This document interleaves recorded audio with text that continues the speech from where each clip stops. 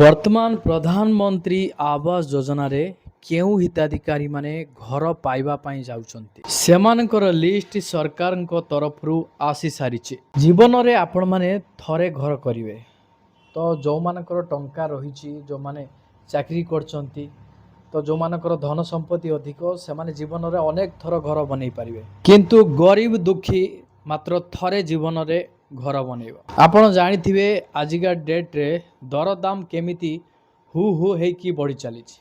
ବାଲି ଆପଣମାନଙ୍କର 2300 ଟଙ୍କା ପଡ଼ୁଛି, ସିମେଣ୍ଟ ବସ୍ତେ ଯଦି ଆପଣ ଆଣିବେ 400ରୁ 500 ଟଙ୍କା ଭିତରେ ପଡ଼ୁଛି। ତ ଏଇଭଳି ଦରଦାମ ବୃଦ୍ଧି ଯୋଗୁଁ ସରକାର ଗରିବ ଲୋକମାନଙ୍କ ପାଇଁ ପ୍ରଧାନମନ୍ତ୍ରୀ ଆବାସ ଯୋଜନା ଆଣିଛନ୍ତି।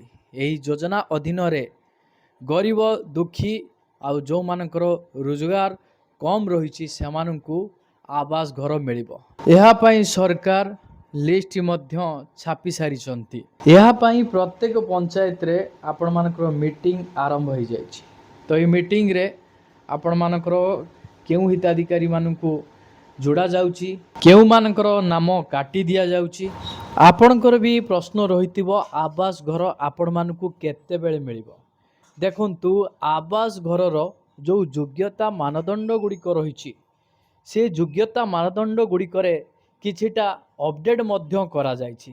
ପୂର୍ବରୁ ଯେଉଁ ଯୋଗ୍ୟତା ମାନଦଣ୍ଡ ଥିଲା, ଏବିକାର ଯେଉଁ ଯୋଗ୍ୟତା ମାନଦଣ୍ଡ ରହିଛି ତାହା ଅଲଗା ରହିଛି। ତ ଆପଣମାନେ ଜାଣିବା ଦରକାର ସେ ଯୋଗ୍ୟତା ମାନଦଣ୍ଡ କ'ଣ ରହିଛି।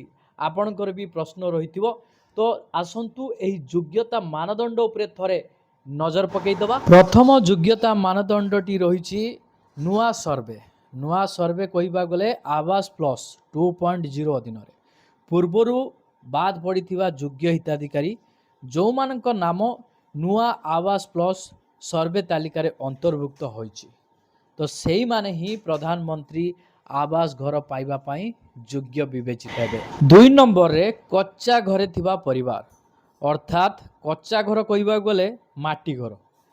ଦେଖନ୍ତୁ, ଯେଉଁମାନେ ମାଟି ଘରେ କିମ୍ବା ଭଙ୍ଗା ଘରେ ରହୁଛନ୍ତି ଏବଂ ଭାରତର କୌଣସି ସ୍ଥାନରେ ସେମାନଙ୍କର ନିଜସ୍ୱ ପକ୍କା ଘର ନାହିଁ, ସେଇମାନେ ହିଁ ପ୍ରଧାନମନ୍ତ୍ରୀ ଆବାସ ଘର ପାଇବା ପାଇଁ ଯୋଗ୍ୟ ବିବେଚିତ ହେବେ।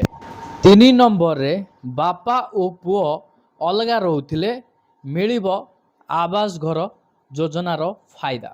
ତ ଦେଖନ୍ତୁ, ଯଦି ଆପଣ ନିଜର ବାପାଙ୍କଠୁ ଅଲଗା ରହୁଥିବେ ତାହେଲେ ଆପଣମାନଙ୍କୁ ଆବାସ ଘର ମିଳିବ। ଯେଉଁ ପରିବାରରେ ସଦସ୍ୟମାନେ ଅଲଗା ଅଲଗା ହେଇକି ରହୁଛନ୍ତି ସେମାନଙ୍କୁ ଆବାସ ଘର ମିଳିବ। ତ ଏହା ଏକ ଯୋଗ୍ୟତା ମାନଦଣ୍ଡରେ ରହିଛି। ତ କହିବାକୁ ଗଲେ ତ ଯେତେ ଭାଇ ସେତେ ଘର, ଆପଣ ଗୋଟେ ଗୀତ ଶୁଣି ନାହାନ୍ତି, ସେଇଭଳିଆ କଥା। ତ ଆପଣଙ୍କ ପରିବାରରେ ଯେତେ ଜଣ ଆପଣମାନଙ୍କର ସଦସ୍ୟ ରହିଛନ୍ତି, ଆପଣମାନଙ୍କର ଯେତେ ଜଣ ଭାଇ ଅଛନ୍ତି ଅଲଗା ଅଲଗା ରହୁଛନ୍ତି, ସେମାନଙ୍କୁ ମଧ୍ୟ ଗୋଟିଏ ଗୋଟିଏ ଆବାସ ଘର ମିଳିବ। କେତେବେଳେ ମିଳିବ ନା ସେମାନେ ଯେତେବେଳେ ଯୋଗ୍ୟତା ମାନଦଣ୍ଡ ପୂରଣ କରୁଥିବେ। 4 ନମ୍ବରରେ ସ୍ୱତନ୍ତ୍ର ଶ୍ରେଣୀ। ସ୍ୱତନ୍ତ୍ର ଶ୍ରେଣୀ କହିବାକୁ ଗଲେ ଅନୁସୂଚିତ ଜାତି ଅର୍ଥାତ୍ ଏସ୍ସି, ଅନୁସୂଚିତ ଜନଜାତି ଅର୍ଥାତ୍ ଏସ୍ଟି, ଭିନ୍ନକ୍ଷମ ଅର୍ଥାତ୍ ହ୍ୟାଣ୍ଡିକ୍ୟାପ୍ଟ, ଅଭାବୀ ଏବଂ ସଂଖ୍ୟାଲଘୁ ଶ୍ରେଣୀର ପରିବାରକୁ ସର୍ଭେ ପ୍ରଥମେ ପ୍ରାଥମିକତା ଦିଆଯିବ। ଏମାନଙ୍କୁ ହିଁ ପ୍ରଥମ ପର୍ଯ୍ୟାୟରେ ଆବାସ ଘର ଯୋଜନାରେ ଆବାସ ଘର ମିଳିବା ପାଇଁ ଯାଉଛି। ଏମାନଙ୍କର ର୍ୟାଙ୍କ ମଧ୍ୟ ମେନସନ୍ ହେଇଛି। ର୍ୟାଙ୍କ 1ରେ ଏମାନେ ଅଛନ୍ତି। ଯେଉଁମାନେ ର୍ୟାଙ୍କ 2ରେ ରହିଛନ୍ତି ସେମାନେ ଦ୍ୱିତୀୟ ପର୍ଯ୍ୟାୟରେ ଘର ପାଇବେ। ଯେଉଁମାନେ ର୍ୟାଙ୍କ 3ରେ ରହିଛନ୍ତି ସେମାନେ ତୃତୀୟ ପର୍ଯ୍ୟାୟରେ ଘର ପାଇବେ। 5 ନମ୍ବରରେ ଯେଉଁ ପରିବାରର 4 ଚକିଆ ଯାନ ନଥିବ, ଆପଣଙ୍କ ପରିବାରରେ ଯଦି କୌଣସି 4 ଚକିଆ ଯାନ ନାହିଁ, ଯେମିତିକି ଆପଣମାନଙ୍କର ଟ୍ରାକ୍ଟର କି ଭ୍ୟାନ୍ କିମ୍ବା କାର୍, ଇଏ ସବୁ ନଥିଲେ ଆପଣମାନଙ୍କୁ ପ୍ରଧାନମନ୍ତ୍ରୀ ଆବାସ ଯୋଜନାର ଘର ମିଳିବ। 6 ନମ୍ବରରେ ଅନ୍ୟ କୌଣସି ସରକାରୀ ଗ୍ରାମୀଣ ଗୃହ ନିର୍ମାଣ ଯୋଜନାରେ ଗୃହ ନିର୍ମାଣ ପାଇଁ ପୂର୍ବରୁ ଯେମିତି ସହାୟତା ରାଶି ପାଇନଥିବା ପରିବାର, କହିବାକୁ ଗଲେ ଆପଣମାନେ ଯେଉଁ ସରକାରୀ ଗ୍ରାମୀଣ ଗୃହ ନିର୍ମାଣ ଯୋଜନାରେ ଆପଣମାନେ ଆର୍ଥିକ ସହାୟତା ପାଇ ଯେମିତି ନଥିବେ, ଯଦି ଆପଣମାନେ ଆର୍ଥିକ ସହାୟତା सरकारी कौन सी योजन आपण मैंने पाई ताहले एथर आपण मैंने प्रधानमंत्री आवास योजना रे घर पाई परिबे नाही। 7 नंबर रे 50,000 टंकारु कम मूल्यर किसान क्रेडिट कार्ड थिबा परिवार जदि आपण मानकर 50,000 टंकारु कम किसान क्रेडिट कार्ड रही ताहले आपण माने प्रधानमंत्री आवास घर पाई परिबे। जदि आपण मानक पाखरे 50,000 टंकारु अधिक मूल्यर किसान क्रेडिट कार्ड रही ताहले आपण माने प्रधानमंत्री आवास योजना रु घर पाई परिबे नाही। 8 नंबर रे जेउ परिवार रो कृषि भित्तिक 4 चकिया यांत्रिक उपकरण न थिबो तो सेमानुकु मध्य प्रधानमंत्री आवास घर योजना रो घर मिल पारिबो। तो देखंतु जदि आपणको परिवार रे कौनसी कृषि भित्तिक 4 चकिया यांत्रिक जान नाही ताले आपण माने प्रधानमंत्री आवास घर पाई परिबे। 9 नंबर रे परिवार रो सदस्यंक मासिक आय 15,000 टंकारु कम होइथिबा दरकार। देखंतु जदि आपण माने प्रधानमंत्री आवास घर योजना रु घर पाइबा पई चाहुचंती ताहले आपण मानकर परिवार रो जो सदस्य रहिचंती तांकर मासिक रोजगार 15,000 टंकारु कम रहुथिबा दरकार।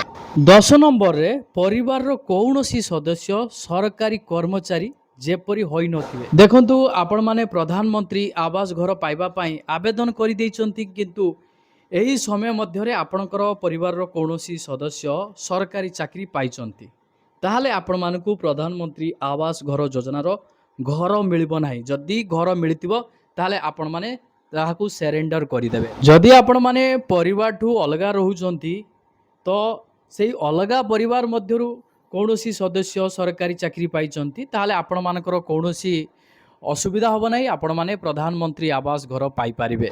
11 नंबर रे परिवारक नाम रे 2.5 एकर रु कम जलसेचित जमी थिबा दरकार तेबे आपण माने प्रधानमंत्री आवास घर योजना रु घर पाई परिबे।